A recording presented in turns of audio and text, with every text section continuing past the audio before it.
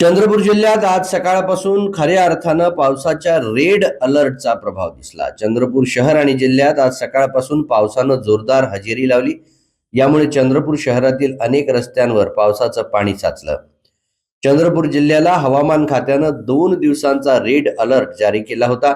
Red अलर्टच्या पहिल्या दिवशी 29 जुलै रोजी चंद्रपूर जिल्ह्यात पावसाचा विशेष प्रभाव दिसून आला नाही। मात्र नंतर रात्रभर पावसाची संततधार होती। पावसाच्या सरींचा वेग कमी होता। मात्र 30 जुलैच्या सकाळपासून पावसानं जिल्ह्यात सर्वत्र लावलेल्या दमदार हजेरीमुळे शेतकऱ्यांसह सर्वांच्याच आशा पल्लवित झाल्या आहेत। 30 जुलैच्या सकाळी संपलेल्या 24 तासात जिल्ह्यात 67 मिलीमीटर सरासरी पाऊस नोंदला गेला आहे। जिल्ह्यातील 15 तालुक्यांपैकी 13 तालुक्यात अतिवृष्टी नोंदवण्यात आली आहे। तर आतापर्यंत एकूण मान्सूनच्या 35% एवढा पाऊस पडल्याची आकडेवारी पुढे आली आहे।